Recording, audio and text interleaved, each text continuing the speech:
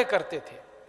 जैसे अंग्रेजी वस्तु बेचने की दुकानें होती है ना, आज भी हमारे देश में बड़े बड़े शहरों में विदेशी माल बेचने की दुकान होती है ना, उसमें लिखा रहता है विदेशी माल। ऐसे ही अंग्रेजों के जमाने में होता था, अंग्रेजी माल की दुकानें होती थी। वहां पर ये लोकमान्य तिलक, लाला लाजपत राय, विपिन चंद्र पाल के जो कार्यकर्ता होते थे स्वदेशी आंदोलन के, वो जाके सत्याग्रह करते थे। और जो व्यक्ति दुकान में घुसता था कोई भी सामान खरीदने के लिए, उससे वो सामान छीन लेते थे और वहीं आग लगा देते थे उसको। कभी कभी झगड़ा हो जाता था, क्योंकि सामान खरीदने के लिए जो आदमी जा रहा है वो गुस्सा होता था कि हमने तो पैसा खर्च कर दिया और तुमने हमारा सामान छीन के जला दिया। तो स्वदेशी आंदोलन के कार्यकर्ता अपनी जेब से निकाल के उसका पैसा उसको दे देते थे, कहते थे तुम जाओ और इस पैसे से कोई स्वदेशी माल खरीद के इस्तेमाल करो, विदेशी माल मत खरीदो। कार्यकर्ताओं का उत्साह इतना जबरदस्त होता था कि अगर किसी ने विदेशी माल के खरीदे जाने के बाद उसका छीन लिया, जला दिया, गुस्सा किया, तो कार्यकर्ता अपनी जेब से निकाल के उसको पैसा दे देते थे कि देखो तुम्हारे सामान का पैसा हमने दे दिया। तो माल खरीद के जला देते थे। कहीं कहीं तो ऐसा होता था कि जबरदस्ती कुछ ऐसे लोग होते थे जो अंग्रेजी मानसिकता के, जैसे आज होते हैं ना, अंग्रेजी मानसिकता के बहुत सारे लोग होते हैं, वो कहते हैं हमको तो विदेशी माल ही चाहिए, हमको तो विदेशी वस्तु ही चाहिए क्योंकि उसकी क्वालिटी अच्छी होती है। ऐसे उस जमाने में भी थे कि हमको तो विदेशी माल ही खरीदना है।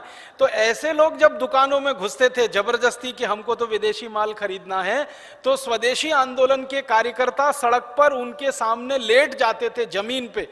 दुकान का दरवाजा होता है ना, उसमें जमीन पे लेट जाते थे और कहते थे हमारी छाती पे पैर रखो तब अंदर जाओ। तो डर के मारे बहुत सारे लोग पीछे हट जाते थे। और ऐसे भी स्वदेशी आंदोलन में कार्यकर्ता हुए हैं। एक बड़े महान कार्यकर्ता जिनका नाम बहुत कम लोग जानते हैं, स्वदेशी आंदोलन के थे, उनका नाम था बाबू गेनू। मराठी व्यक्ति थे, महाराष्ट्र के थे, मुंबई में रहते थे। उन्होंने एक टोली बना रखी थी और वो टोली क्या करती थी, पूरे मुंबई शहर में घूम घूम के वो टोली ये पता करती थी कि विदेशी माल की कौन कौन सी गाड़ियां कहां कहां आ रही हैं, कहां कहां गाड़ियां आ रही हैं। क्योंकि अंग्रेजों के जमाने में कुछ गाड़ियां चलने लगी थी, उनमें विदेशी माल भर भर के आता था बाहर से। तो बाबू गेनू और उनके सहयोगी कार्यकर्ता घूमते थे मुंबई में, रात को चौकीदारी करते हुए घूमते थे और पता करते थे कि कहां विदेशी माल की गाड़ी आई। और जहां उनको पता चला कि विदेशी माल की गाड़ी आई, बस वहीं गए और गाड़ी में आग लगाई, जला दिया उसको। ऐसा उनका काम था।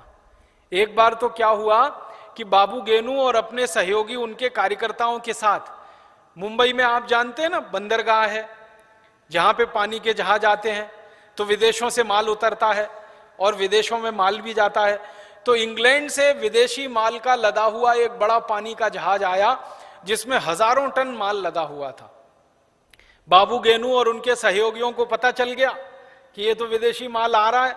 वो पहुंच गए बंदरगाह पे और पूरे बंदरगाह को घेर लिया उन्होंने, और उन्होंने संकल्प ले लिया और कसम खा ली कि इस एक भी विदेशी माल को हम यहां उतरने नहीं देंगे और बंबई शहर में घुसने नहीं देंगे। तो क्या हुआ आप जानते हैं, पानी के जहाज से माल उतारा जाता है, फिर ट्रकों में लादा जाता है, फिर वो गाड़ियों में लगता है, फिर उसके बाद वो गाड़ियां गांव-गांव चली जाती हैं माल बांटने के लिए। तो ऐसा ही हो गया। तो बाबू गेनू ने क्या किया कि एक गाड़ी ऐसी ही विदेशी माल की भरी हुई जाने की तैयारी में थी, बाबू गेनू उसके आगे लेट गए और अंग्रेज उसको चला रहा था। तो अंग्रेज ने कुछ नहीं देखा और बाबू गेनू के ऊपर गाड़ी चढ़ा दी। तो स्वदेशी आंदोलन ने ऐसे ऐसे संकल्पवान कार्यकर्ता पैदा किए कि उन्होंने अपनी जान की परवाह किए बिना विदेशी माल को शहर में जाने से रोकने के लिए गाड़ी के नीचे लेट गए और एक अंग्रेज ड्राइवर ने गाड़ी चढ़ा दी और बाबू गेनू का स्वर्गवास हो गया, शहादत उनकी हो गई। ऐसे संकल्पवान स्वदेशी कार्यकर्ता पैदा हुए थे और इनकी संख्या कितनी थी, 1,24,00,000 के आसपास पूरे देश में ये कार्यकर्ता थे। आखिर ये सारे के सारे कार्यकर्ता विदेशी माल नहीं बिकने देंगे और विदेशी माल का उपयोग नहीं होने देंगे, ये संकल्प लेके क्यों काम कर रहे थे?